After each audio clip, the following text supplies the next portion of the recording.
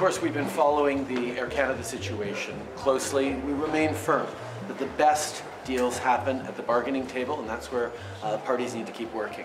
The minister's actually going to be meeting with the parties today to impress on them the fact that millions of Canadians are counting on everyone to get this resolved.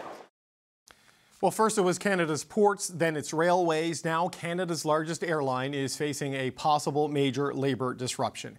Air Canada and its pilots can't reach a contract deal. Notice of a strike or a lockout could come as early as Sunday, affecting tens of thousands of air travelers a day and all the cargo its planes carry. Newfoundland and Labrador in particular is warning of a severe impact as Air Canada transports up to 4,500 people in and out of that province every single day. I travel every single week for work. I could be anywhere across North America. Given that I fly out every Monday and come back home every Friday, it would stop me in my tracks. It's quite worrisome because I'm here and how will I get back? It's a little far to walk.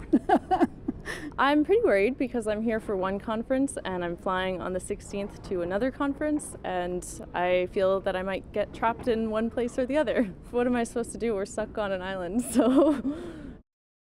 Steve Crocker is the Minister of Tourism and Culture in Newfoundland and Labrador, and he joins me now. Minister Crocker, welcome to the show.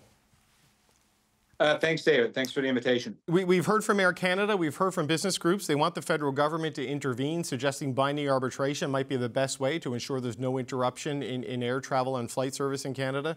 What does the government of Newfoundland and Labrador want the feds to do here?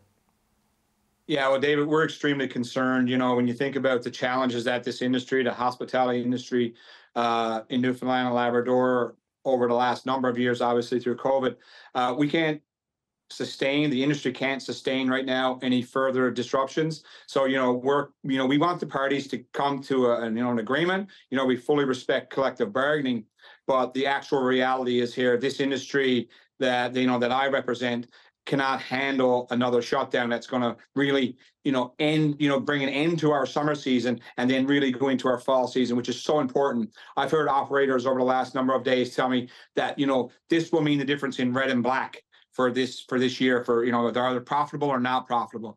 So, we can't sustain another shutdown right now. Well, we saw the federal government use binding arbitration to deal with a railway dispute last month, but they've lost the NDP's support since then with the ending of the Supply and Confidence Agreement.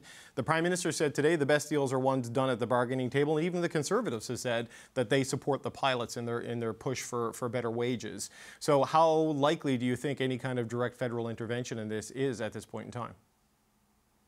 Yeah, that's certainly a decision of the federal government, and I do as well. I think the best deal is one at the bargaining table. But again, at the end of the day, it's very important that, the people that I represent, the tourism industry, the hospitality industry, not only here in Newfoundland and Labrador, but around Canada, is heard here, because this is detrimental. This is the one industry that we could certainly argue hasn't fully recovered from COVID. And to take, a 10, 12, 13-day shutdown right now, because we all realize what the struggle is to get an airline industry back up and running once you disrupt it. We just can't have that. This is going to mean a lot of problems for a lot of people. Have you spoken to anyone in the federal government about what their intentions are? I know Labour Minister Stephen McKinnon is still trying to keep things going between the parties and saying they can knuckle down and get a deal done. But have you had any conversations with the federal government to give you a sense of what their intentions might be? No, we haven't actually. We respect this process, and we don't want to be seen as, being overburdensome and trying to intervene in a process until now, when we realize that, we're getting into the 11th hour. We're going to soon start to see cancellations. Air Canada has 4,500 seats a day in and out of Newfoundland and Labrador. That's substantial. We've already lost conferences. We've lost events. We're hearing from hotel operators and others saying, their phone is ringing, and when it's ringing to say, I'm sorry, I need to cancel my booking. Okay, because that's an important point, because we heard from the Business Council of Canada and other groups today saying that even just a one-day strike, it takes a week to recover from, right? But that's more difficult when you're on an island on the edge of the continent. And really, the events you're talking about here are conferences, conventions, and the sort of the September-October shoulder season of the tourism sector. Absolutely. Those just go away. There's no recovering from that and delaying it like there are, say, in other businesses. No, you're absolutely correct. Once they leave, they leave. And if they're, if they're scheduled next year to be in some other part of the country, they're going to move on to their schedule for next year. So that's what we're hearing is that's exactly what we're losing right now is that type of September business. And, this is detrimental to the industry. And I think, the parties need to stay at the table. They need to bargain. But at the end of the day, we just can't allow a disruption that's going to last a week or 2 weeks at this juncture. So you mentioned that tourism is one of those sectors, Minister, that still hasn't recovered from the pandemic because, look, as a guy who's from there and tries to go there, it's hard to get there at a good price. And with the Atlantic bubble and the restrictions that were put in place to deal with COVID-19, a lot of flights got rerouted, a lot of planes got moved to other places, and WestJet in particular has reduced their footprint there. Just how dominant is Air Canada in the air access to Newfoundland and Labrador? Well, 70% of the people that visit our province visit by air. 50,000 seats a month, or in normal September, there's 50,000 seats in from out Air Canada, so double that in and out. There's 100,000 seats. So you can just imagine the impact on an economy the size of Newfoundland and Labrador's when you turn around and you have that number of people that will not be making that journey. And to your point, if this disruption happens, it won't be a one-day affair. It will be something that will last many, many, many days and will have detrimental impacts on a number of our businesses. And is there any capacity in the other airlines? I know Porter has recently moved into that market. Provincial Airlines has increased its flights to Eastern and Central Canada. But there's nothing close to the capacity to pick up any slack if Air Canada stops, right? No, absolutely not. There's not. And if you think about, we're unique, as you mentioned, we're an island that 70% of the people that come here come by air. There's no idea if no one's going to get ready now at this juncture to drive. The people that are coming here this time of year tend to stay shorter periods because they're business customers, they're conference people. So no, there is no opportunity to regain that capacity. And I think, unfortunately, if we start losing seats, they're lost forever. Okay. Steve Crocker, always good to speak with you. Steve Crocker, the Minister of Tourism and Culture in the Government of Newfoundland and Labrador. Thank you, sir, for your time today. Thanks, David. Well, it's not just provinces. Canadian business groups are calling on Ottawa to intervene to prevent a possible Air Canada strike or lockout, saying it would be devastating for the national economy.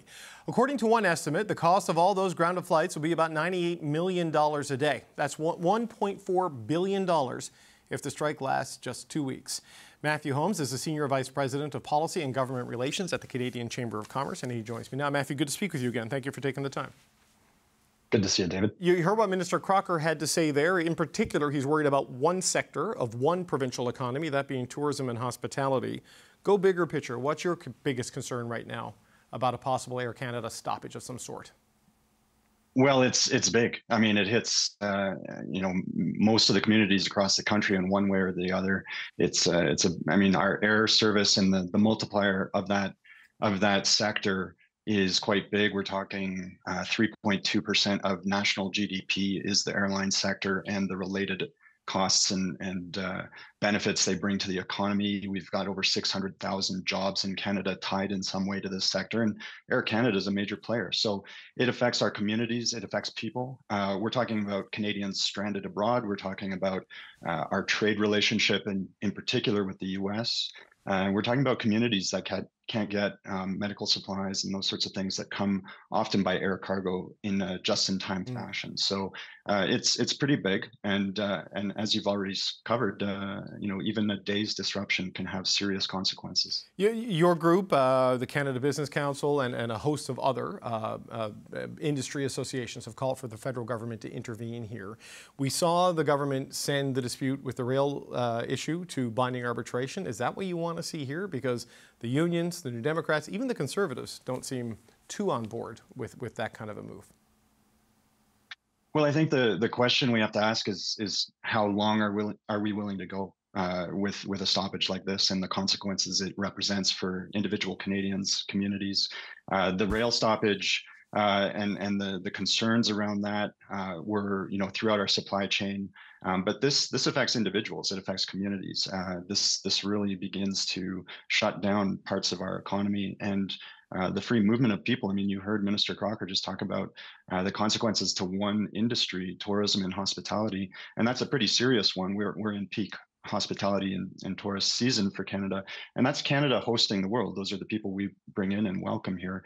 But I'm currently in Colorado on a trade mission of some of our members to the US, and we're hearing about it from US officials. They're saying, look, what's going on? We hear there's another possible strike. We hear there's another possible stoppage of a critical part of your infrastructure, whether it's rail, ports, airlines now. It's being noted, and that begins to affect our reputation. We did have an issue with WestJet earlier this year when they had a contract dispute with their mechanics that led to the preemptive cancellation of a lot of flights and then eventual strike by those workers. Now it's potentially Air Canada. The deadline for a notification, or the earliest we could see a notification for either a lockout or a strike, is Sunday, with then things being totally disrupted by Wednesday. What's the window for the federal government to do something, in your view? Well, we think they need to move quickly. We want to see swift intervention. I mean, obviously, we hope the two parties reach an agreement, and we seriously hope that they are negotiating over the next few hours and really trying to drive towards that agreement that they can reach together. But I think the government needs to be ready, needs to show leadership. This is this is the public good that's at stake here, in our opinion, and the government needs to take leadership on that and protect the well-being of Canadians and communities. So they need to be prepared, quite frankly, to move to binding arbitration. And I have to say, I think a lot of Canadians will agree that a neutral third party arbitrator can help determine what's fair here and what's good for either party and both parties. We don't know, obviously, the precise state of the discussions and the negotiations, though Air Canada has said they're facing an unreasonable salary and financial demand from its pilots. So the pilots would point to the fact that they make far less than pilots in the United States. Stephen McKinnon, the Labour Minister, is apparently meeting with the two parties today, and he has said he wants them to knuckle down and get a deal. The Prime Minister said today that he thinks the best deals come at the bargaining table. What do you take from the language we've heard from the Prime Minister and his Labour Minister about how willing the federal government might be to take the actions you're requesting? Well, we hope they're taking it seriously. They're taking the community's well-being seriously. They're taking the economic impact of this seriously, and that they'll act accordingly. And so I'm not party to the negotiation and the status of the current talks, but I do hope, and it's great to see Minister McKinnon there with the parties sending those messages, but I do hope the government is prepared to act with leadership and with decisiveness if it comes to it, because we're going to see stories of people stranded, and it won't take long for that to have a ripple effect that is hitting families, hitting businesses, and hitting communities. Yeah, Stephen McKinnon has been the Labour Minister about 6 weeks, and he's already had trains, and now he's got planes. I don't know if he's happy about the new job or not, but Matthew Holmes, I'm happy you joined us today. Thank you so much. That's Matthew Holmes with the Canadian Chamber of Commerce.